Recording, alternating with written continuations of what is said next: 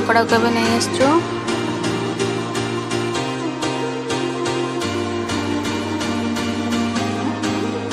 धोईकी भल भाव बाछि नहीं तापर हलदी लुण पकई तेल कड़कड़ करके भाजी देलु